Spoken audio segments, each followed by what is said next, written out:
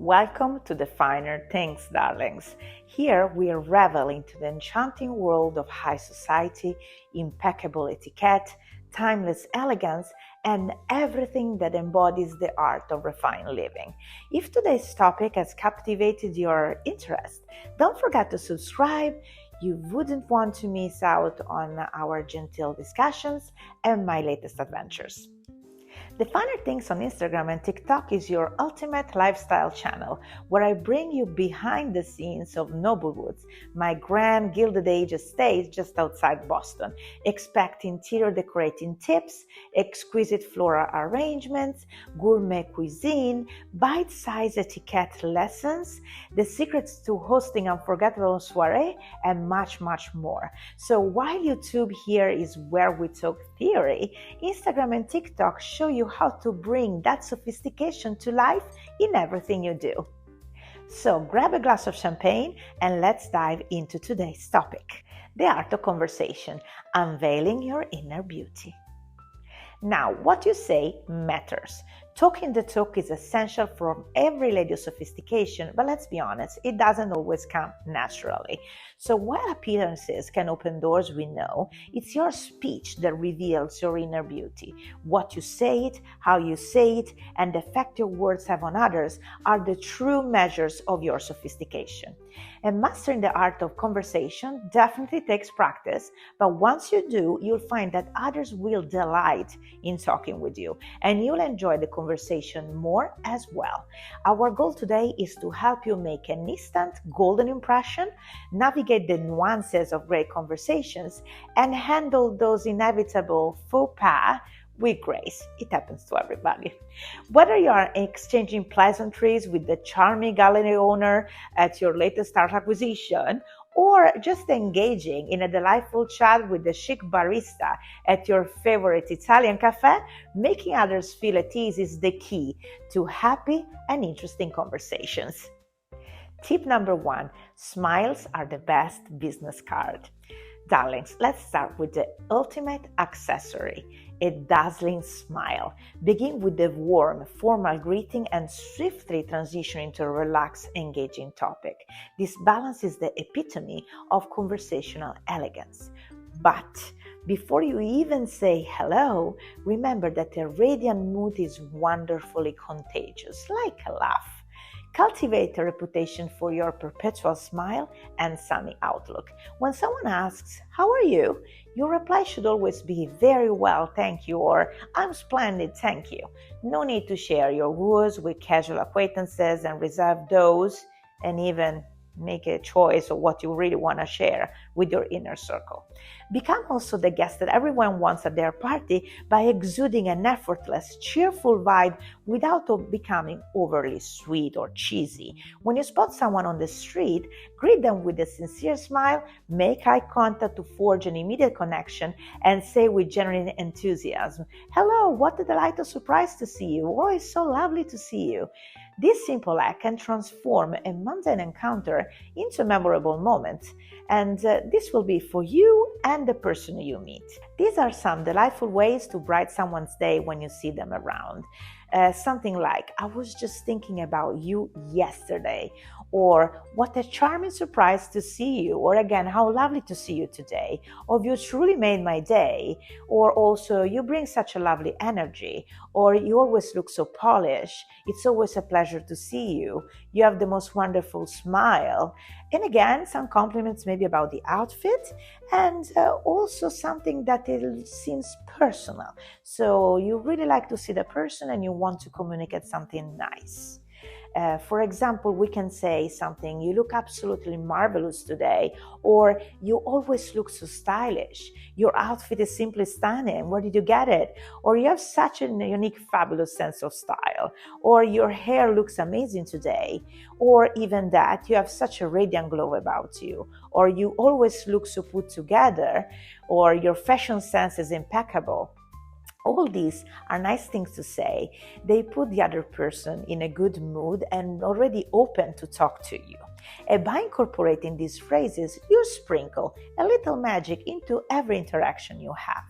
Tip number 2, the royal art of skill conversation, and it's royal for a reason. Darlings, the next jewel in our conversational crown is mastering the art of skilled dialogue. Just like a member of the royal family, it's imperative to learn how to chat with people from all walks of life and every generation. And what's the secret to success? Discovering what fascinates the other person and showing genuine interest in it yourself. Picture yourself in an elegant soirée, spotting someone with a tan that suggests a recent sojourn to a sunny locale. Or perhaps you've seen them at a previous event. Initiate with a remark about their holiday or a shared memory from the previous event. Use this small insight to spark the conversation and let it go from there. Pose thoughtful questions, display sincere curiosity, and let the dialogue flow naturally from their responses. Your aim is to unearth common interests, diving into topics they adore discussing, and that generally pique your curiosity too. So it's going to be easy for you. Your keen inquiries will lead to captivating conversation, making you appear delightfully engaging and an attentive listener. Here's some delightful small talk subjects to get you started. One can be favorite vacation spots or upcoming holiday plans, or heartwarming stories from the news, steering clear of politics, religion, or anything too spicy or divisive. Or also you can talk about the latest must-see TV shows, or the ever-reliable topic of weather, new local shops, restaurants, and cafes that have recently opened in the neighborhood. Just something easy as that. And why idle chit-chat can be effortless? Crafting truly enriching conversation transform an ordinary night into an extraordinary one, and maybe you make new friends. So let's elevate our small talk to regal heights and make every exchange a memorable one. Tip number 3, the taboo talk, what not to say. Discretion and tact are your best allies in conversation. Here are some golden rules to keep you from conversational faux pas and ensure you always shine. The first thing is less is more. Most conversational scenes arise from saying too much rather than too little, too much information.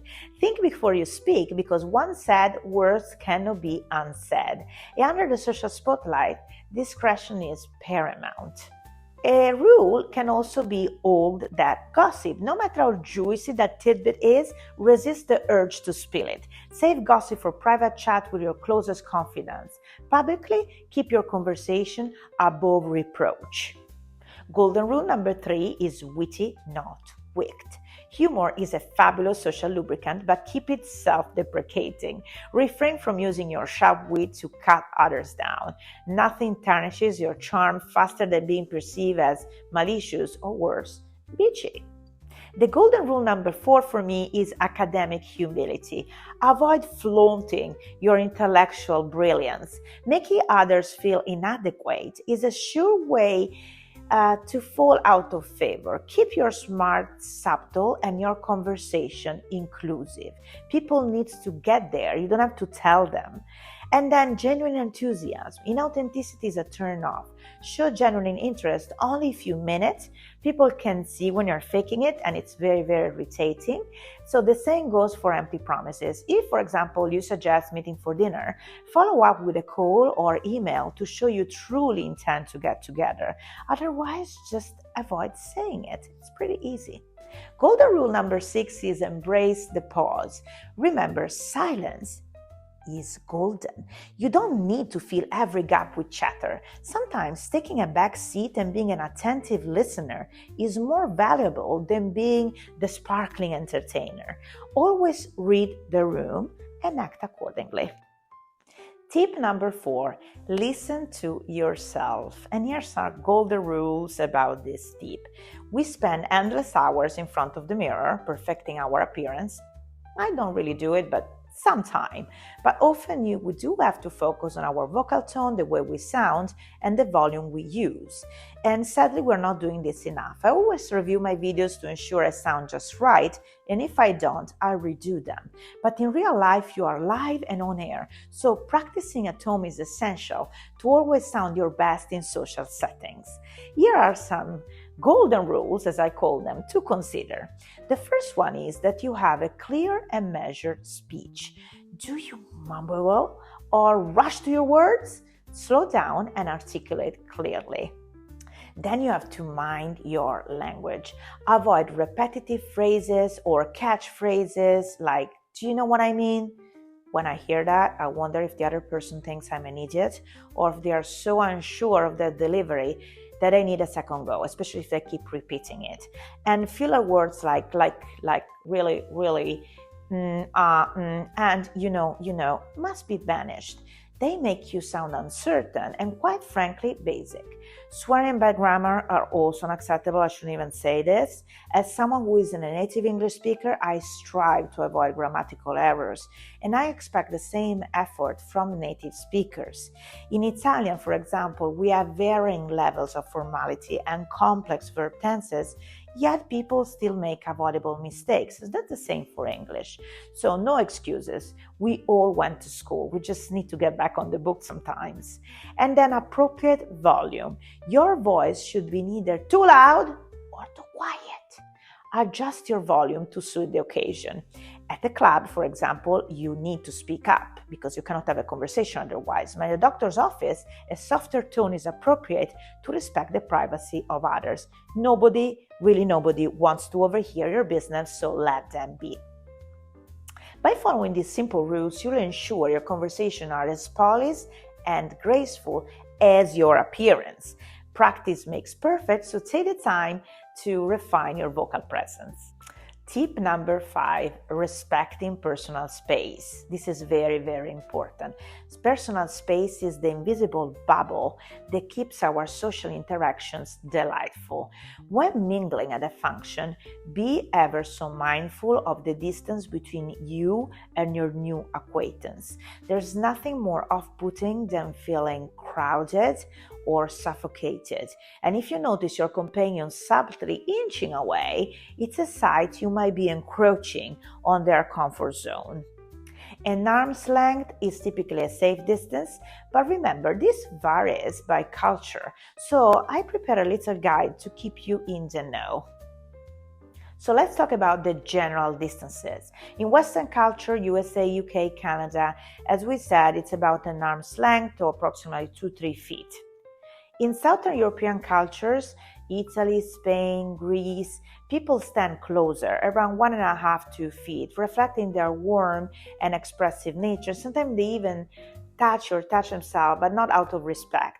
Middle Eastern cultures, Saudi Arabia, UAE, personal space is often smaller, around 1.5 feet, as close-knit interactions are the norm, but between locals, if you're Western, you might want to take a step back.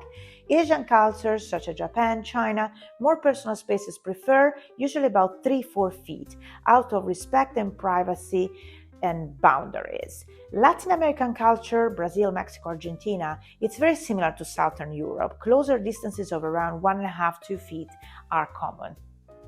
And then this, always read the room, always be observant. If someone steps back, consider it a graceful cue to give them more space. Your attentiveness to their comfort will showcase your sophistication and thoughtfulness. By respecting personal space, you ensure everyone feels at ease and valued during our interactions. It's these little nuances that elevate you to the realm of truly polished conversationalists. And tip number 6, the never-evers of polite conversation, the Julia commandments. Darlings, as we reach the final flourish of our conversational ballet, let's delve into the absolutely no-nos, the conversational crimes that can tarnish even the most polished of personas. Follow these commandments to ensure you remain the epitome of grace and sophistication. Number 1, don't bellow like a town crier or a fishmonger. Avoid speaking so loudly that the entire party can hear your every word. Subtlety is seductive because we are conversing, not auditioning for the opera or again selling fish at the market. Number 2, maintain a respectful distance. We just said that because standing so close that you can identify someone's deodorant brand is a definite faux pas. Personal space, not a forensic examination. 3, skip the bragging. Boasting about your wealth or your beauty or personal achievements is just tacky. We get it, you're fabulous, Let's leave it at that. Number 4, keep it clean. Using coarse language is a quick way to tarnish your charm. Let's leave the colorful language at the dogs, shall we? 5, spare us the medical drama. Sharing your medical and emotional ailments is a conversation killer. This isn't a therapy session, darling. It's not your doctor's office, so just leave it at that. 6, keep secrets secret. Whispering your darkest, deepest secrets is a big no-no. Loose lips sink ships and reputations. 7, it's not all about you. Talking about yourself too much is the height of narcissism. The spotlight big enough for everyone, truly. 8, gossip is a no-go. Gossiping about everyone else is simply unbecoming. Let's save the scandal for the tabloids, shall we? I think it always backfires, so keep this in mind. 9, don't laugh like a hyena. Laughing so loudly can be quite off-putting. A delicate giggle, not a raucous roar. And number 10, suppress the yawn. Yawning during conversation is the ultimate insult. Boredom is never fashionable, darling. And tip number 7 is just take it easy. Mistakes can happen, but just put your good faith out there. Try to practice a little bit and you will be fine. And, mastering the art of conversation is no small feat. But with these tips, you are well on your way to becoming the most enchanting conversationalist in any room. It's just a little practice. And it's not just about what you say, but we said again how you say it and the grace with which you conduct yourself. This is ladylike. So if you enjoyed this video, I would greatly appreciate it if you could give it a like. I'm also eager to hear your comments and ideas, so please share your thoughts below. I will respond to everybody. Until next time, stay elegant and keep charming the world with your conversational skills.